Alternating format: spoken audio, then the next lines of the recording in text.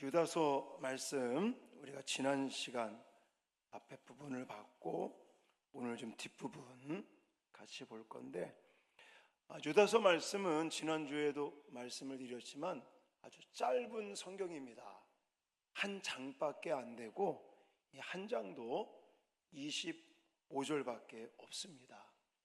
그런데 굉장히 중요한 그런 말씀들이 들어있는데, 전체적인 개요를 좀 말씀을 드린다면, 유다서 말씀의 개요는 이제 서신서기 때문에 편지의 형식을 가지고 있으면서 1절부터 2절까지는 인사말이 나와 있고요, 3, 4절은 이 유다서 말씀을 기록한 동기, 목적에 대한 이야기, 왜 이 유다서 말씀을 이렇게 기록하게 됐는가, 그리고 5절부터 7절까지는 거짓 예언자들, 일명 이단자들에 대한 심판의 경고를 말씀하고 있습니다. 그리고 8절부터 13절까지는 그 당시 1세기죠. AD 한 65년, 70년 요 경에 거짓 예언자들, 이단자들은 어떤 죄악들을 저지르고 있었는지 여러 가지 죄악들에 대한 이야기, 그리고 16절부터 17절까지는 그 거짓 예언자들, 이단자들에 대한 심판의 확정에 대한 부분을 다시 한번 또 반복해서 말씀을 합니다. 그러면서 17절로 23절에 이런 거짓 예언자, 이단들에 대한 경계와 마지막 권면의 말씀과 더불어서 이제 맺는 성령으로 마무리가 되어 있습니다. 그래서 지난 시간에도 왜 말씀을 드렸지만 그런 거예요. 이제 이 거짓 예언자, 거짓 교사, 이 이단자들은 결국 멸망을 받을 수밖에 없다. 하나님의 심판을 받을 수밖에 없는 존재들이다. 그리고 제가 마지막에 또 강조하겠지만 우리가 사는 이 마지막 때 말세 지말이다, 이렇게 이야기하지 않습니까? 그런 시대에 살아가는 우리들이 이런 거짓 예언자들, 거짓 선지자, 이 이단들에 대한 어떤 우리가 어떻게 이 믿음을 지키고 또 진리를 수호하며 살아가야 되는지 그것을 강조하는 말씀이다 라고 좀 말씀을 드리면서, 오늘도 지난주에는 한 7절까지 좀 문제를 풀어가면서 말씀을 좀 나누었는데, 오늘은 8절서부터 제가 오늘 5가지 질문을 좀 만들었습니다. 답은 어디 있다고요? 성경 구절 안에 있습니다. 그래서 좀 문제를 풀어가면서 성경 본문 탐구를 좀 하고, 그 다음에 이 본문을 통해서 우리에게 하나님께서 뭘 강조하시는지 결론적인 부분을 이야기하고 말씀을 마무리하도록 하겠습니다. 자, 성경 오늘 본문 탐구 1번, 당시 거짓 예언자들, 이단자들은 어떤 죄악을 범합니까? 라는 질문의 답은 8절에 있습니다. 8절. 자, 8절 한번 읽겠습니다. 시작. 그러한데 꿈꾸는 이 사람들도 그와 같이 육체를 더럽히며 권위를 업신여기며 영광을 비방하는도다. 아멘. 여기 보시면 육체를 더럽히며 권위를 업신여기며 영광을 비방하는도다. 요 세 가지의 이 죄악된 모습들을 이야기를 하고 있습니다. 근데 여기서 우리가 좀 조심해야 될 게 뭐냐면, 꿈꾸는 이 사람들도 이렇게 표현합니다. 꿈꾸는 사람들, 꿈꾸는 이 사람들은 누굴 가리킬까요? 바로 거짓 예언자들, 거짓 교사, 이단자들을 가리킵니다. 우리가 이 꿈꾸는 이 사람들, 그러니까 이 꿈이라는 단어가 긍정적으로 봤을 때는 왜 비전을 품고 뭔가 이 긍정적인 면으로 우리가 이렇게 마음에 오지 않습니까? 근데 절대 안 그래요. 지금 이 본문에서 말하는 꿈꾸는 이 사람들은 쉽게 말하면 좀 신비주의적인 것을 주장하는 자들이다, 이렇게 보시면 되겠습니다.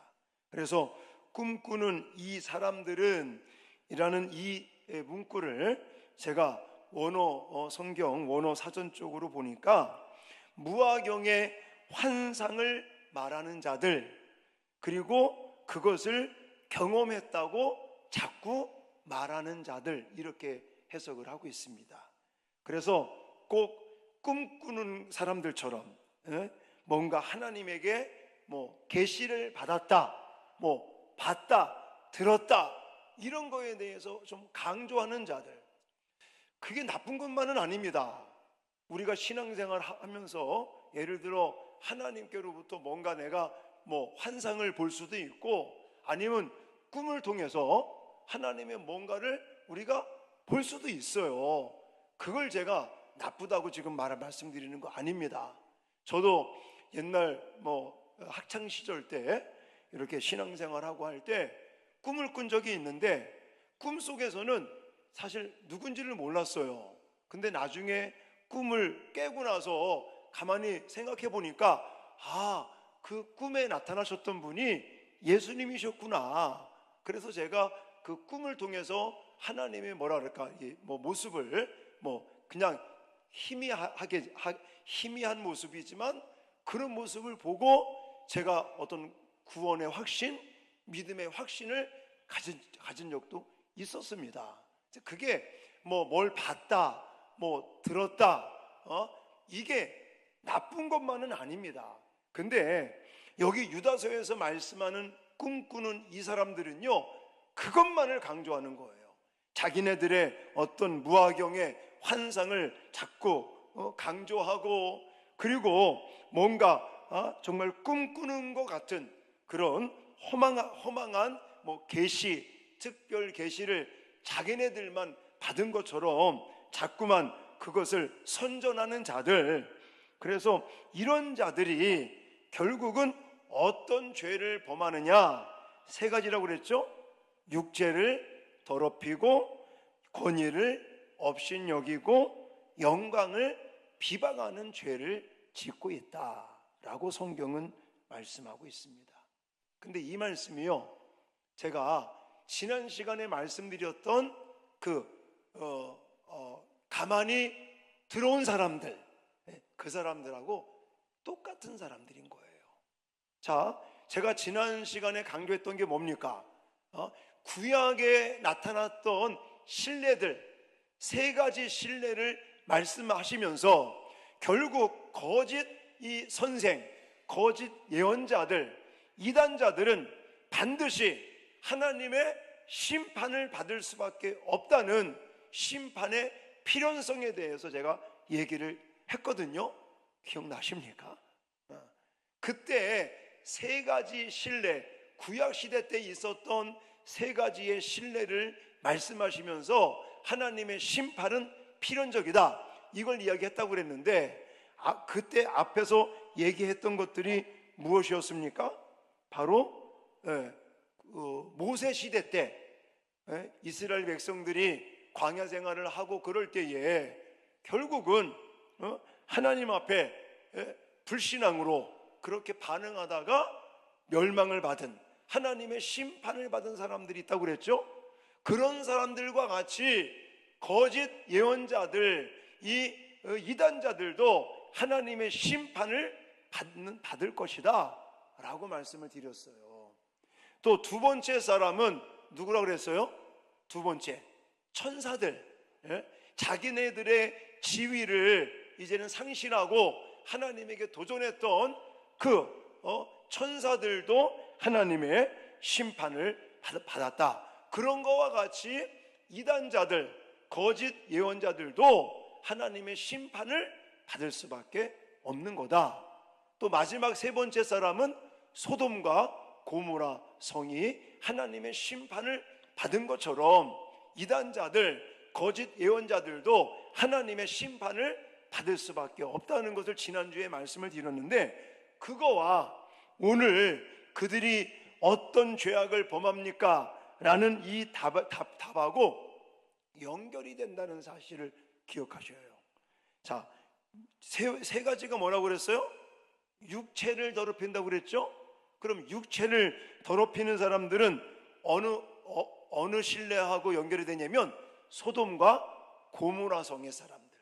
그래서 그들은 육체의 정욕과 세상의 쾌락을 위해서 육체의 이런 어떤 성적인 타락, 범죄, 이것을 하다가 하나님의 심판을 받았다라고 말씀을 드렸어요. 권위를 업신여기는 사람들은 왜 광야 시대 때 또 모세와 또 하나님의 그 권위에, 이제는 권위에 대해서 업신여기는 자들, 그들이 심판을 받았던 것. 또 영광을 비방한다는 것은 자신들의 지위를 이제 넘어서 하나님의 영광을 가로채려고 했던 타락한 천사들에 대한 모습하고, 지금 이단자들, 거짓 예언자들의 이 범죄와 사실은 똑같다, 이걸 이야기하고 있는 겁니다. 자, 2번 문제, 거짓 예언자들, 이단자들은 구약에서 멸망당한 누구와 같다고 말씀합니까? 오늘 본문에서는 11절에 또 세 사람 이야기를 또 하고 있어요. 자, 11절 말씀 같이 읽겠습니다. 시작. 화 있을진저 이 사람들이여 가인의 길에 행하였으며 삭슬 위하여 발람의 엇그러진 길로 몰려갔으며 고라의 패역을 따라 멸망을 받았도다. 아멘. 자, 또 나와요. 또 멸망을 받았다. 구약 시대 때 하나님에게 멸망을 당한 자들, 그들과 같이 이 당시에 예언자들, 거짓 예언자들, 이단자들도 멸망을 받는데, 구약 시대 때 세 사람을 언급하고 있죠. 첫 번째 사람은 가인, 두 번째 사람은 발람, 세 번째 사람은 고라. 이 세 사람의 길과 똑같이 거짓 예언자들, 이 이단자들도 하나님의 멸망을 받는다라고 말하고 있는 것입니다. 여러분들, 가인 그러면 생각나죠? 동생을 돌로 쳐 죽였어요. 자, 악행을 저지르는 자, 악을 행하는 자를 가리키는 거예요. 아까 말씀드리지 않았습니까? 육체를 더럽히는 자, 악을 행하는 자. 소돔과 고모라의 죄악과 같이 그저 그냥 이기심, 또 시기심, 그런 질투심, 미워함, 그걸 통해서 결국은 동생을 살해하는 가인과 같은 길을 누가 간다는 거예요? 거짓 예언자들이 가고 있다라는 겁니다. 발람, 그러면 세상적인 이득을 얻기 위해서 하나님의 백성들을 죄악의 길로 이끌었던 자, 그런 것을 생각할 수 있습니다. 또 고라라고 하는 사람은 광야에서 다단과 아비람과 온과 함께 당을 짓고 이스라엘 백성들 250명을 선동해서 모세와 아론을 대적했던 그런 사람들. 자, 그런 사람들과 같이 거짓 예언자들, 이단자들도 결국은 심판을 받고 멸망을 한다, 이것을 강조하고 있는 내용인 것입니다. 자, 세 번째 문제, 거짓 예언자들, 이단자들은 마치 무엇과 같습니까? 라는 질문의 답은 12절부터 13절에 있습니다.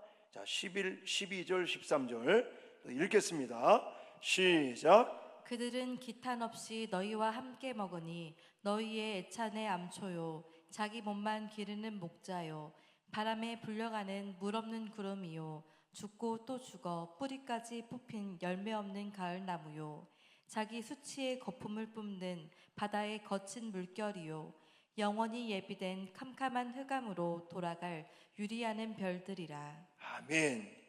자, 지금 말씀하고 있는 뭐 예를 들어 암초라든지 또 그 자기 몸만 기르는 목자라든지 또 바람에 불려가는 물 없는 구름이라든지 또 열매 없는 뿌리까지 뽑힌 열매 없는 가을 나무라든지 예?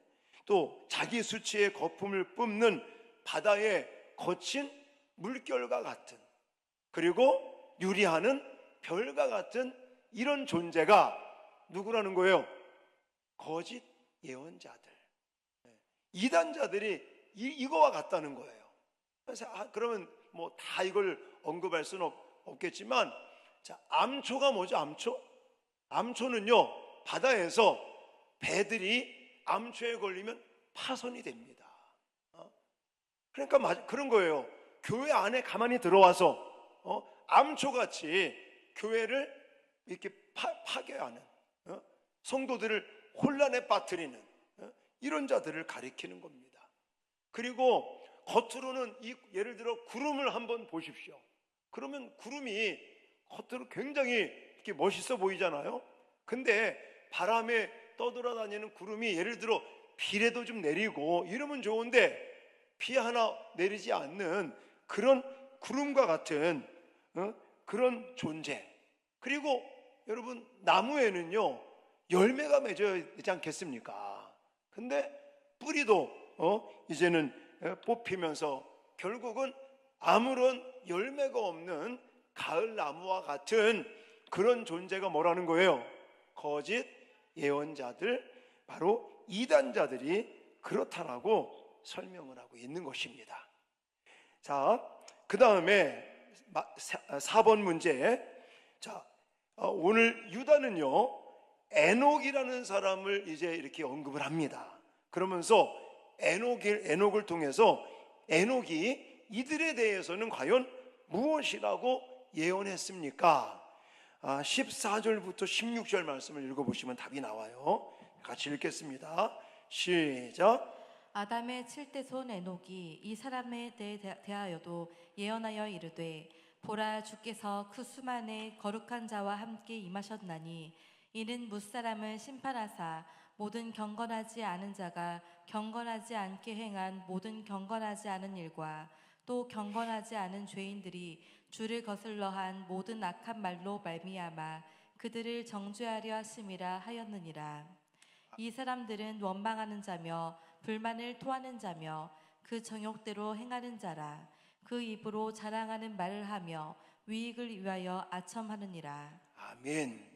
자, 아담의 7대 손 에녹에 대한 이야기를 하고 있어요. 그러니까 에녹이 이런 자들이 어떻게 될 것인가 예언을 했다는 건데, 사실 이 내용은 성경에 있지는 않습니다.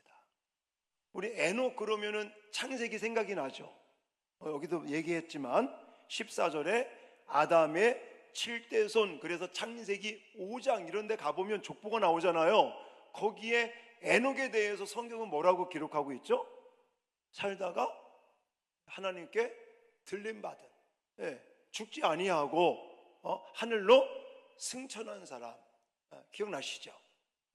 하나님과 동행하다가 하나님의 부름을 받고 하늘로 승천한 에녹이라는 사람이 이렇게 예언을 했다라고 유다가 말을 하고 있는데 사실은 성경에 없어요.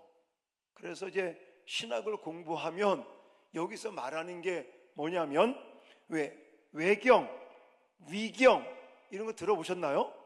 그러니까 우리가 지금 쓰고 있는 이 캐논, 정경 66권 외에 위경이라고도 말하고 외경이라고도 말하는 것이 있습니다. 이거는 정경에 채택은 되어 있지 않지만 뭐 예를 들어 하나님에 대해서 또 예수님에 대해서 뭐 이렇게 좀 언급하는 그런 자료로서 많이 쓰이는 책들이 있습니다. 그 에녹 일서라는 위경이 있는 거예요. 그래서 어떤 신학자들이 지금 유다가 말하는 에녹이 아담의 7대 손 에녹이 뭐 이 사람들에 대하여 예언하여 이르되 라고 말하는 것은 에녹 일서라고 말하는 위경의 말씀을 인용하고 있을 것이다 라고 추측을 하는 것이고, 뭐 그것이 성경에 직접적으로 나와 있지는 않지만 저 또한 그것에 동감을 하고 있습니다. 어쨌든 여기서 중요한 얘기는 뭐냐면 아담의 7대 손인 에녹을 통해서도 예언을 했다는 거예요. 무슨 예언? 결국은 죄악된 자들, 불의한 자들, 불경건한 자들, 거짓 예언하는 자들, 이단자들은 어떻게 된다? 하나님의 심판을 받게 된다, 멸망받게 된다 라는 것을 예언했다라고 지금 말씀하고 있는 것입니다. 자, 그리고 마지막 문제 5번은 뭐 성경 구절이 좀 길기 때문에 다 읽을 수는 없고요. 자, 요런 거짓 예언자들 또 이단자들에 대한 이야기를 하면서 결국 유다라는 사람은 우리에게, 성도들에게 어떤 권면을 하고 있는가라는 거예요. 자, 이것을 우리가 성경을 다 읽으면 시간이 너무 많이 가니까 제가 간단하게 쭉 설명을 드릴 테니까 잘 들어보십시오. 유다는 마지막으로 성도들에게 권면을 하면서 사도들의 가르침을 기억하여 따를 것을 권면하고 있습니다. 마지막 때가 되면 자기의 정욕을 따라 살며 성도들을 조롱하는 자들이 많이 일어날 것입니다.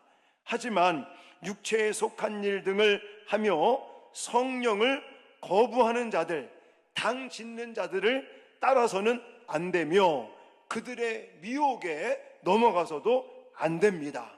오직 성도는 거룩한 믿음에 자기를 건축하고 성령의 능력을 힘입어 기도에 힘쓰며 예수 그리스도의 은혜를 사모하는 삶을 사십시오. 이렇게 권면을 하고 있다라는 것을 말씀을 드립니다. 자, 어쨌든 지난주 그리고 오늘까지 이 유다서 짧은 말씀이지만 결국은 이 짧은 말씀 속에서 하나님은요 우리에게 거짓 예언자들, 지금으로 말하면 이단자들, 이들과 우리가 같이 이렇게 만나고 또 그들의 어떤 미혹을 받고 하면서 어떤 마음을 가져야 되는지, 또 우리가 이 마지막 때에 말세 지마를 살아가는 우리가 어떻게 믿음을 지키고 진리를 수호하며 믿음으로 살아야 되는지를 말씀하고 있다는 거예요. 그거 말씀을 드리면서 저는 18절, 19절이 결론적인 말씀이다 라고 말씀을 드리고 싶습니다. 자, 마지막으로 18절, 19절 말씀을 같이 좀 읽겠습니다. 시작. 그들이 너희에게 말하기를 마지막 때에 자기의 경건하지 않은 정욕대로 행하며 조롱하는 자들이 있으리라 하였나니 이 사람들은 분열을 일으키는 자며 육에 속한 자며 성령이 없는 자니라. 아멘. 여러분, 여기서 강조하는 건 뭐냐면 경건하지 않은 정욕대로 행하는 자들, 또 조롱하는 자들, 그들은 분열을 일으키는 자들, 또 육에 속한 자들, 성령이 있는 자 없는 자 없는 자들, 이렇게 결론을 내리고 있습니다.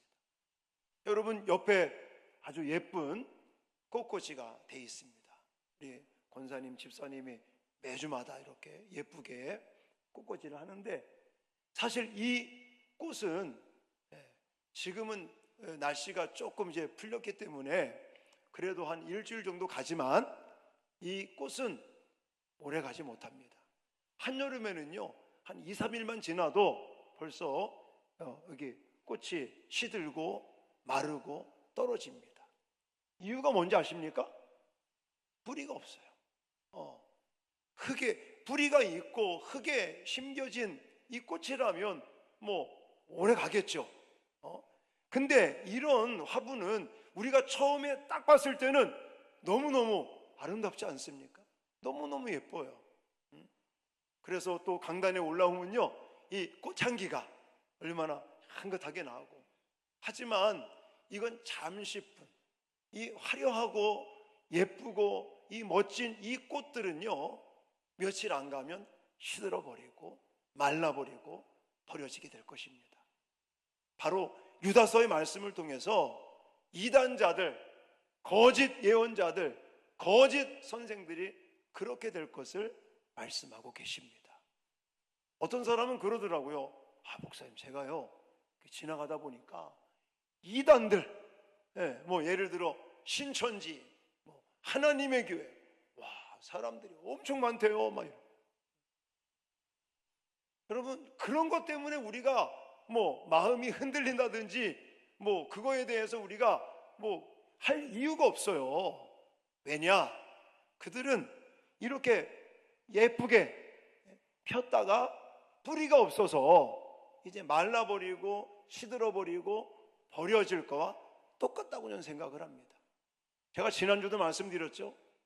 거짓 예언자들, 거짓 교사들, 이단자들은요, 뭔가 번영하는 것 같고 뭐가 득세하는 것 같고, 지금 그냥 우리가 겉으로 볼 때는 잠깐 그렇게 득세하는 것 같지만 아닙니다. 뭐 여러분들 이제 부산에 오래 사셨으니까 아시는 분들은 아실 거예요. 기장 쪽에 가면 신앙촌이 있었던 거 아십니까? 물론 뭐 저는 위에 살고 어렸을 때 뭐 박태선, 신앙촌 이런 것들을 또 신학을 공부하면서 저는 그냥 사진으로만 봤습니다. 그리고 부산에 내려와서 지나가다가 어떤 분이 그러더라고요. 어떤 목사님이 저쪽이 옛날 그 신앙촌이 있었던 그 지역이라고 해서 저는 그냥 지나가면서 본 것밖에 없는데요. 지금은 신앙촌이 어떻게 됐을까요? 거의 없어지고 있죠. 만약에 그들이 진짜 진리였다면, 그들이 주장하는 것처럼 박태선이가 하나님의 계시를 받고 또 메시아 구원자로 이 땅에 온 사람이라면 과연 신앙촌이, 그 전도관이 사라지겠습니까? 아니라는 거예요. 그들은 이 꽃과 같이 잠깐 뭐랄까 좀 번영했다고 그럴까요? 뭐 잠깐 우리가 볼 때는 뭐 몇십 년이지만 사실 하나님이 볼 때는 잠깐 그들이 그냥 번영하는 것처럼 보였던 것인 거예요. 득세하는 것처럼 보였지 그들은 이제 사라집니다. 그리고 이 땅에서도 사라지고 하나님 앞에서 엄청난 심판을 받을 수밖에 없습니다. 그러므로 우리 주변에 예를 들어 이단들, 이 거짓 교사들, 사이비 이런 것들이 득세하고 뭐 사람들이 많이 모이는 것 같고 번영하는 것 같지만 절대 그렇지 않다. 그리고 우리는 예수님의 예언의 말씀을 또 기억을 하셔야 돼요. 예수님께서 마태복음 24장, 25장 종말에 관련된 그런 이야기를 하실 때 뭐라고 그랬어요? 내가 메시아다, 내가 구원자다, 미혹하는 자가 판을 칠 거라고 얘기를 하셨거든요. 또 거기에 미혹되는 사람들이 많을 것이다. 그러니까 사실은요, 그들이 번영하는 것처럼 보이죠? 1년에 10만 명을 수료했다, 했다? 그게 다 하나님의 예언된 말씀인 거예요. 하나님께서 그렇게 말씀하신 대로 겉으로 볼 때는 번영하는 것 같고 득세하는 것 같지만 그들은 뿌리가 없는 것처럼 성령이 없고 그들 가운데는 진리가 없는 거죠. 그러니까 때가 되면 시들고 마르고 버려져 하나님의 심판을 받게 된다라는 것을 생각하시면서 우리는 말세 지말을 살아가는 우리들이 어떻게 살아가야 되는가? 방금 우리가 읽었던 18절, 19절 이런 말씀들을 보시고 그리고 이제 20절, 21절로 넘어가면서 이 유다를 통해 하나님이 우리에게 강조하는 게 뭐냐? 믿음 위에 우리 자신을 세우라 이거예요. 먼저 그래서 20절 21절을 읽어보시면 믿음 위에 자신을 세우며 또 사랑 안에서 자신을 지키며, 이런 단어들, 우리 자신들에 대한 것을 지키라고 그래요. 옛날 성경에는요 세우라는 말보다는 건축하라고 말씀. 건축.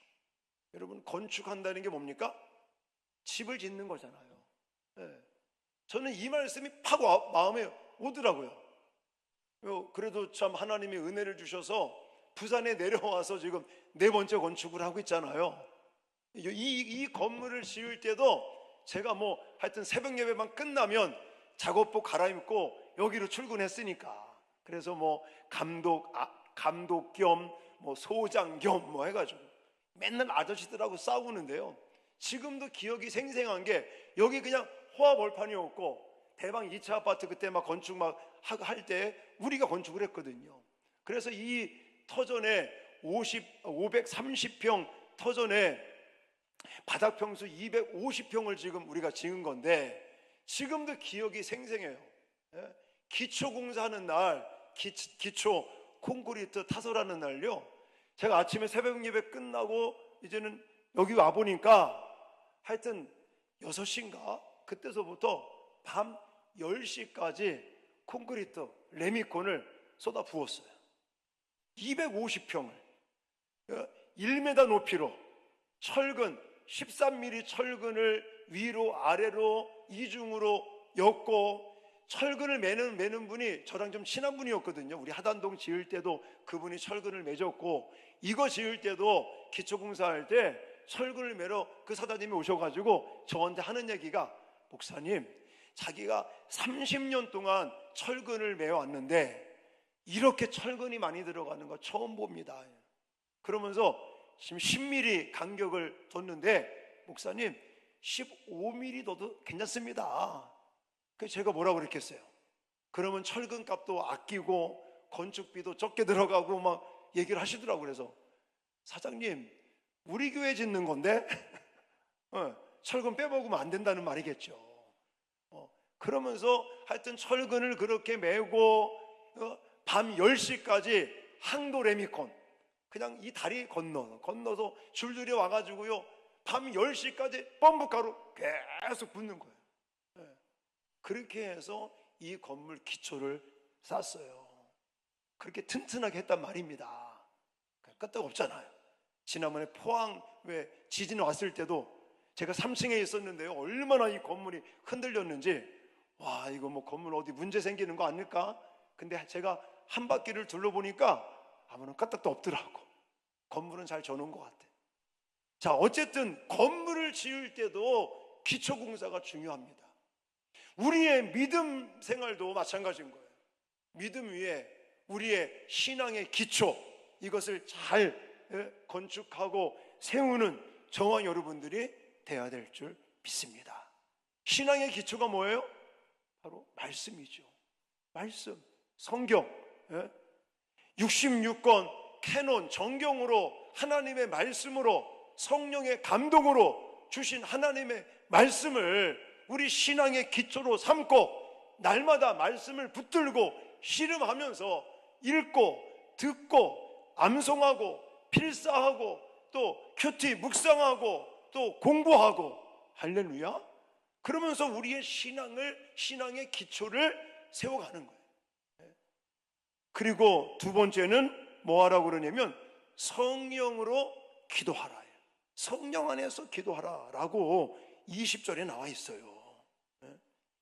자, 근데 성령으로 기도하고, 제가 이거를 원어 사전을 좀 찾아봤거든요. 그랬더니 저는 그냥 기도를 많이 하라고 하는구나, 그냥 그렇게만 생각을 했는데, 원어 사전을 보니까 이 성령으로 기도하며 라는 이 말의 뜻을 하나님과 교제를 지속적으로 하라 라는 뜻이 강하다고 사전에 나와 있더라고요. 그러니까 우리 한글 성경에는 성령 안에서 성령으로 기도하고 라고만 표현되고 있는데, 원어적인 의미를 사전을 찾아봤더니 그냥 단순하게 그냥 기도만 말하는 게 아니라 하나님과 교제를 지속적으로 한다라는 뜻이 강하다고 그렇게 풀이를 하고 있더라고요. 자, 여러분들 날마다 하루하루 정말 밥을 드시죠? 식사 열심히 하시죠? 예. 하루 우리는 세 끼를 밥을 먹고 또 뭐 건강을 위해서 운동도 하고 또 이제 이웃들을 만나고 이러면서 사회생활을 하고 있습니다.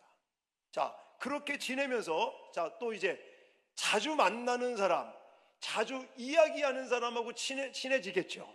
그걸 잊지 말아야 돼요.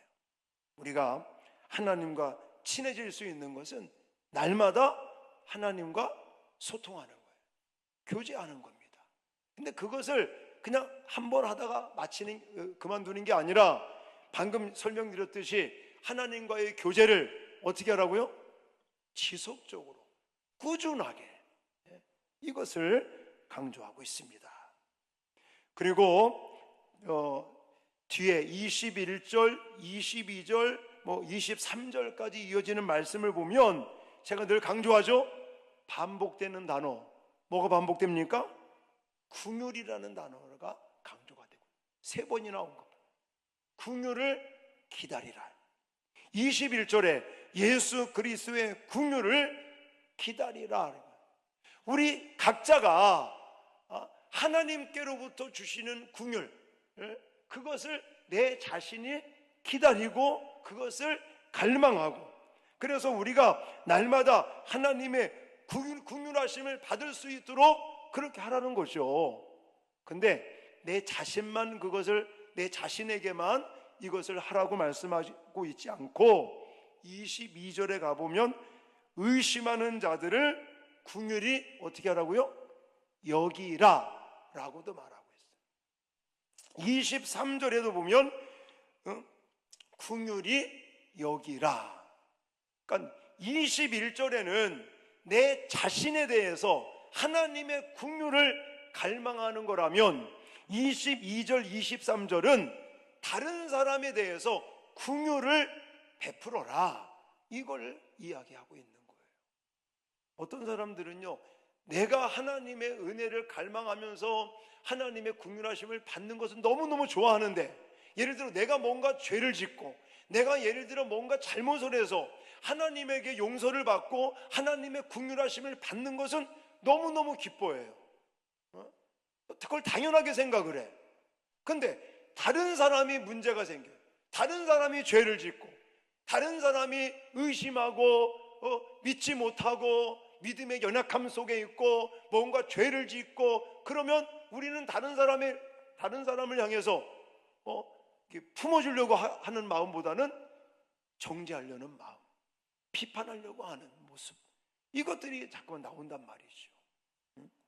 그래서 22절, 23절로 이어지는 말씀을 보면 의심이 많아 믿음이 연약한 자들, 하나님의 말씀을 온전히 살아내지 못하는 자들, 그런 사람들을 어떻게 여기라고요? 긍휼히 여기라, 이걸 강조하고 있어요. 그래서 주님의 긍휼을 제가 실천하기라고 이렇게 제목을 붙인 거예요. 3절 세 번째 제목을.